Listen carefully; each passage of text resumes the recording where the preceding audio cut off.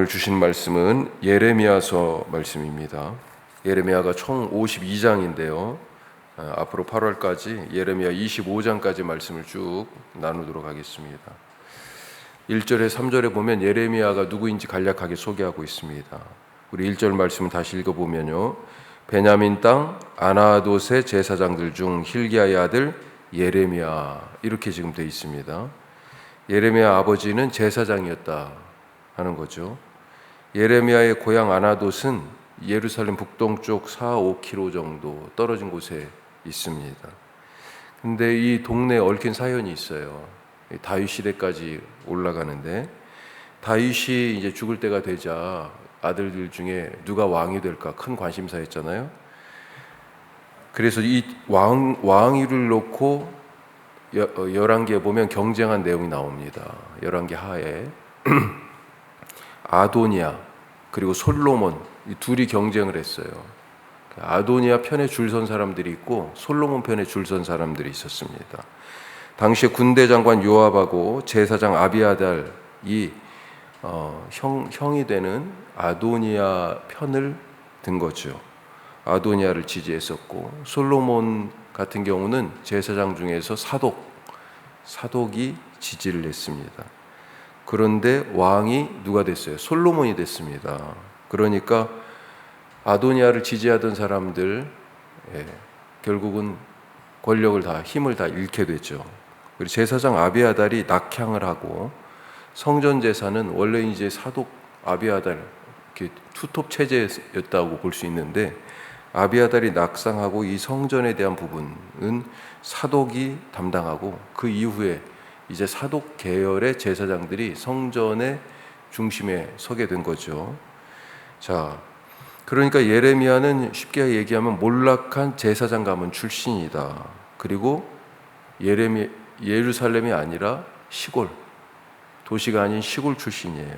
자, 이런 배경이 앞으로 있을 이 예레미야의 예언 활동이 예루살렘에 있는 제사장 그룹과 성전을 딱 손에 쥐고 있는 그 성전에 대한 그런 비판적인 내용일 것이다 라고 하는 것을 이 1절 말씀부터 벌써 예고하는 부분이 있는 거예요.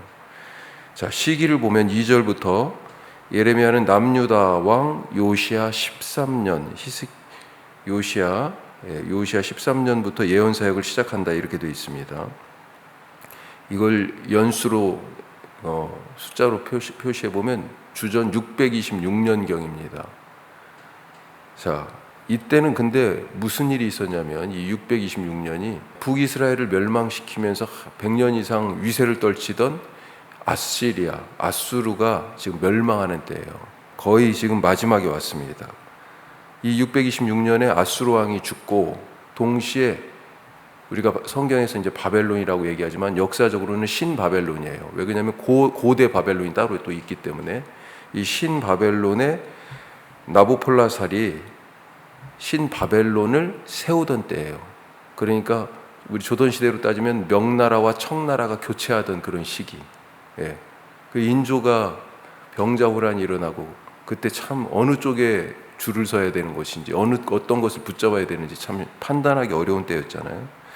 자, 하여튼 유다는 오랫동안 북이스라엘을 멸망시켰던 이 아수르의 힘에 눌려가지고 오랫동안 그렇게 힘들었었는데, 이런 국제적 관계의 강대국의 힘의 공백이 생긴 거죠. 그 틈을 타서 요시야 왕이 아수르의 손아귀로부터 이제 우리가 좀 벗어나 보자, 이렇게 애를 씁니다. 그 일환으로 요시야가 행한 게 뭐냐? 종교개혁이에요. 종교개혁. 열왕기 하에 그래서 성전에서 율법책을 발견하고 하는 그런 얘기들이 나옵니다. 자, 그런데 이때가 언제냐? 이때가 예레미야가 소명을 받고 4년 후에요. 요시야가 종교개혁을 일으킨 때가. 그때가 주전 622년경. 자, 이렇게 소명받은 후에 한 4년 정도 말씀이 예레미야서 1장에서 6장까지의 말씀이에요. 그리고 나서 아마 종교개혁의 여파 때문인지 예레미야의 예언 활동이 잠깐 동안 멈춥니다. 그리고 나서 이제 다시 또 예언을 하게 되는데, 그래서 요시야의 아들 여호아스, 그 다음에 왕이 여호야김, 그 다음 왕이 여호야긴, 그리고 마지막 왕 시드기야에 이르기까지 계속해서 예레미야가 유다가 멸망할 때까지 예언하고, 여기에서 그치지 않고 조금 더 예언하는데, 유다가 멸망한 후에 이제 왕 대신에 총독을 세우죠. 바벨론이 그다랴라고 하는 사람을 세웁니다. 그런데 이 그다랴가 바벨론이 세운 총독이니까 어떤 의미에서는 왕인 거죠. 또 물론 왕은 아닙니다만, 그것에 대해서 이 유다 사람들이 엄청 자존심 상하고 못 견디겠는 거죠. 그래서 총독을 이스마엘이라고 하는 사람이 암살합니다. 그리고 그가 주도가 돼가지고 일어난 일종의 이 반란 세력이 예레미야와 또 예레미야와 함께 등장하는 바룩이 있죠. 예레미야가 말은 했지만 예레미야서를 쓴 건 아니에요. 쓴 사람은 바룩이라고 나와 있어요. 예레미야와 바룩을 이 이스마엘 일당이 잡아가지고 이제는 바벨론 말고 애굽으로, 이집트로 도망가죠. 이집트 의지하자고. 그렇게 이 예레미야의 시기를 우리가 생각해 볼 수 있습니다. 자, 오늘 우리가 1장에 예레미야가 하나님의 부르심을 받는 그런 장면 말씀을 읽었는데, 두어 가지만 더 생각해 보면요. 첫 번째, 이 시대가 뭐예요? 예레미야가 살던 시대가 유다 입장에서는, 그 시대를 살아가고 있던 사람들 입장에서는 악몽이었습니다. 악몽. 하지만 그 속에서 하나님이 말씀하셨다라고 하는 것입니다. 어느 시대를 지금 이 예레미야가 살고 있어요? 쭉 말씀드렸지만 남유다가 남쪽으로는 이집트, 또 북쪽 메소포타미아 쪽으로는 아수르, 그리고 아수르 다음에요 바벨론이, 이렇게 서로 힘겨루기를 하는 그 속에 끼어 있습니다. 요시야 왕 13년부터 이제 예언을 했다고 돼 있는데, 요시야 왕이 왜 죽게 됐냐? 그리고 그 뒤에 나라가 갑자기 그냥 기울었어요. 이집트하고 바벨론 사이에 문제 어떤 의미에서는 살짝 끼어들었다가 전사했습니다. 요시야 왕이. 그 속에서 사실은 발버둥 치던 그런 시대예요. 살기 위해서 한때는 아수르의 속국이 되기도 하고, 한때는 이집트에 기대기도 하고, 그러면서 왕을 이집트에서 세웠다가 아수르에서 세웠다가 또 바벨론이 와가지고 또 세웠다가 막 이런 식으로 지금 마지막 이 예레미야가 살던 시기가 그렇게 왕이 순식간에 바뀝니다. 여호아스나 여호야긴 같은 경우는 3달씩밖에 왕을 못했어요. 그런 상황이에요. 그렇게 강대국들의 힘에 눌리다가 결국 나라가 멸망해 버렸습니다. 자, 이런 상황에서 예레미야가 소명을 받았어요. 암흑의 시대죠. 자, 이것을 뒤집어 보면 무슨 말이에요? 예레미야가 부르심을 받았다는 얘기는 뭐예요? 하나님이 이 시대에도 활동하고 계시다, 일하고 계시다라고 하는 그런 얘기입니다. 하나님이 이 역사의 절망과 좌절의 어둠 속에서 말씀하신다라고 하는 것이 예레미야를 부른 이 소명 사건의 핵심이에요. 아, 예레미야가 선택받았어? 누가 뭘 선택받았다, 이게 중요한 게 아니고요. 하나님이 이 어둠 속에서 일하신다. 그 일하는 방식이 뭐예요? 말씀하신다라고 하는 것이 이 1장의 예레미야 시작의 핵심이다. 예레미야서 말씀 중에 가장 많이 나오는 말이 사실은 여호와가 말씀하셨다, 여호와의 말씀이 임하셨다, 이르시되라고 하는 말이에요. 하나님의 말씀이 임하여서 내게 지금 들려지는 거죠. 하나님은 숨어 계신 분이 아닙니다. 피하는 분도 아니고요. 자기를 나타내시는 분이고요. 찾아오시는 분이고요. 말씀하시는 분입니다. 하나님이 말씀하시니까 어떻게 됩니까? 말씀의 능력이 나타나는 거죠. 우리가 수요 예배 때마다, 수요 말씀마당 때마다 성경 들고 얘기하잖아요. 이것이 무엇입니까? 그러면요, 이것은 내게 주신 하나님의 말씀입니다. 하나님이 이 말씀으로 나를 창조하셨고 구원하시고 앞으로도 인도하십니다. 우리가 그렇게 고백하잖아요. 말씀의 능력이 무엇이다 라고 우리가 사실은 고백해요. 오늘 말씀하십니다. 그 창조와 구원의, 그리고 그 인도하심의 말씀이 오늘 우리에게 있어요. 그러니 말씀이 우리에게 주어지니 일이 일어나는 것입니다. 능력이 나타나는 거예요. 오늘 그 하나님의 창조하심, 하나님의 구원하심, 하나님의 함께 인도하심이 우리의 삶에서 경험되는 복된 날이 되시기 바랍니다. 자, 말씀을 하시는데 어떤 말씀을 하셨어요? 오늘 보니까 오늘 두 번째 말씀, 그래서 내가 세웠노라 말씀하십니다. 내가 세웠다. 다른 선지자들은 그의 삶의 특정한 어떤 시기에 부름을 받았어요. 그런데 예레미야는 좀 특별합니다. 우리 5절 말씀 보면 언제 부름 받았는지 나오죠. 5절, 내가 너를 모태에 짓기 전에 너를 알았고 내가 배에서 나오기 전에 너를 성별하였고 너를 여러 나라의 선지자로 세웠노라. 아멘. 언제 세웠습니까? 예레미야가 어떻게 선지자가 됐어요? 예언자가 된 것은 예언자 학교에 들어가서 지원하고 시험 보고 합격해서 선발된 것이 아닙니다. 하나님이 예레미야가 태어나기 전부터 계획했고 뱃속에 있을 때부터 거룩하게 구별했고 그렇게 그를 선지자로 세우셨다. 내가 세웠노라, 그렇게 지금 말씀하세요. 지금 내가 하고 있는 일, 갑자기 내게 주어진 것이 아니라 내가 지금 서 있는 이 상황, 내가 사는 이 자리, 이거 갑자기 내게 주어진 것이 아니라 하나님이 내게 주신 것입니다. 하나님이 내게 주신 일이고 하나님이 나를 두신 곳이에요. 이미 태어나기 전부터 계획이 되었고 뱃속에 있을 때부터 하나님이 거룩하게 구별하여 나를 지금 거기에 두신 거예요. 지금 이 시대가 어떤 시대라고요? 예레미야 시대가 암흑의 시대인데 하나님이요 거룩하게 구별하여 지금 이 암흑 한가운데 예레미야를 두셨다고 지금 말씀하시네요. 아니 그게 어떻게 거룩하게 구별하여 두신 곳이에요? 어둠 한가운데인데. 그런데 어둠 속이기 때문에 오히려 거룩하게 구별하여 두신 게 확 표시가 나는 거죠. 나를 거룩하게 구별하여 그 일을 맡겼다. 하나님께서 나를 세우셨다. 우리 교회를 그렇게 세우셨다라고 하는 것을 잊지 마시길 바랍니다.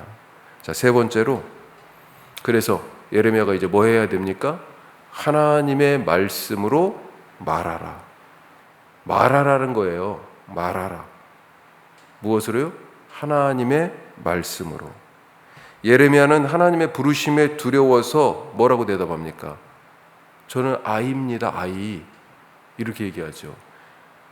나는 아이라서 말할 줄을 모른다. 6절 말씀 보면 내가 너를 선지자로 세웠다라고 하는 말씀을 듣고 6절에 내가 이르되, 예레미야가 뭐라고 그래요? 슬프도소이다. 주 여호와여 보소서, 나는 아이라 말할 줄을 알지 못하나이다. 자, 여기서 이 아이라는 말 참 비유적인 말인데 이 아이라는 말만큼 지금 중요한 말이 뭐냐면요, 말할 줄을 모른다는 대답이에요. 나는 말할 줄을 모릅니다. 아니, 하나님이 지금 말씀하시고 이 말씀하신 것을 전달해야 되는데 나는 말 못합니다. 아이처럼 미숙하여 하나님 말씀의 전달자로는 부적격입니다. 이렇게 얘기하잖아요. 하나님이 뭐라고 하십니까? 우리 7절 같이 읽으면요, 여호와께서 내게 이르시되 너는 아이라 말하지 말고 내가 너를 누구에게 보내든지 너는 가며 내가 내게 무엇을 명령하든지 너는 말할지니라. 너는 아이 아니야. 말은 내가 하고 어디 갈지는 내가 정해. 지금 그렇게 말씀하시는 거죠. 예레미야에게 필요한 건 뭐예요? 사람들 보지 않고 나를 보내시고 내가 할 말을 넣어주신 하나님 바라보는 것입니다. 그게 그 바로 뒤에 있어요. 8절 말씀에. 이 말씀을 들고 하나님이 보내시는 곳으로 갈 때 위험 부담이 있다는 것입니다. 어떤 위험 부담이에요? 사람들 말 못하게 하고 그 길을 가로막는, 그래서 예레미야를 두렵게 할 사람들이 있어요. 내가 너와 함께 갈 거니까 그들을 두려워하지 말라. 더불어서 말 못한다고 그러니까 뭐라고 하세요? 하나님이 손을 내밀어서 어떻게 하십니까? 말할 줄 모른다는 예레미야의 입에 대신다. 이사야는요, 입술을 어떻게 합니까? 제단 숯불을 내 입술에 대니 그랬잖아요. 제단 숯불을 그 입술에 대서 나는 입술이 부정한 자입니다. 그랬더니 제단의 숯불로 정결하게 했는데 나는 아이처럼 말 못합니다. 그랬더니요, 하나님이 당신의 손을 예레미야 입에 대셨어요. 그리고 뭐라고 말씀하세요? 9절 뒷부분에 보면요, 자, 입에 하나님의 손을 예레미야에게 대시면서 보라, 내가 내 말을 내 입에 두었다. 하나님의 손이 지금 예레미야의 입에 닿았습니다. 똑같죠. 지금 이 시대에 예레미야 있어요? 우리가 예레미야죠. 이 암흑과 같은 시대, 살려고 발버둥 칠 수밖에 없는 이 시대, 이 시대 속에 하나님의 말씀, 생명의 말씀, 창조의 말씀, 구원의 말씀, 부활의 말씀, 지금 하나님이 여기 함께 계시다라고 하는 이 예레미야에게 하셨던 약속의 말씀을 우리가 선포해야 되는데요, 우리 두렵잖아요. 때때로 우리도 헷갈리잖아요. 그때 하나님께서 우리 입에 당신의 손을 갖다 대십니다. 오늘 우리 입에 하나님의 말씀이 있어요. 두렵죠. 한편으로 떨리고 감격스럽기도 하고요. 그런 이 양가 감정이 같이 있죠. 오늘 내 말이 아니라 내 입에 넣어두신 하나님의 말씀을 말하며 살아가는 그런 믿음의 담대함이 우리 가운데 있기를 바랍니다. 기도하겠습니다. 하나님의 손이 내 입에 있어요. 어떤 말을 할 수 있습니까? 우리가 하나님의 말씀을 해야죠. 우리의 입에서 하나님의 손의 능력이 나갑니다. 하나님의 손이 우리의 입술에 있으니까요. 오늘 우리가 하는 말을 통해서 하나님의 말씀을 사람들이 듣는 그런 놀라운 일, 그래서 새롭게 창조하시고 그리스도 예수의 보혈로 구원하시고 성령님의 그 능력과 생명력으로 오늘도 인도하시는 놀랍고 크신 은혜가 우리의 삶에, 그리고 이 암흑 같은 이 시대 속에 있게 하여 주옵소서. 기도하시고요. 암흑이잖아요. 하지만 하나님이 말씀하세요. 먼저 그것을 주님 내가 믿습니다. 그 말씀 어떤 말씀이에요? 내가 너를 세웠노라. 태초부터 뱃속에 있을 때부터 나를 세우셨다는 얘기는요, 우리 집을 세우셨다는 얘기고, 우리 자녀들을 세웠다는 얘기고요, 우리 내 일을 세우셨다는 거고요, 우리 공동체 세우셨다는 얘기죠. 하나님이 세우셨습니다. 말씀으로요. 오늘 그 능력 보게 하여 주옵소서. 기도하시고 주일 예배를 위해서 기도하시고요. 우리 아픈 분들이 상당히 되시어요. 그리고 기침이 그치지 않은 지가 한 주, 두 주 혹은 한 달까지 지금 우리 건강 회복시켜 주시옵소서. 우리 노순자 권사님 대상포진으로 지금 고생하고 계시는데 위에서 또 기도해 주시기 바라고요. 멀리 우리 일하러 가신 분들, 오늘 지금도 출근해서 일하고 계신 분 계시는데 주님 함께하여 주옵소서. 우리 다 같이 기도하겠습니다.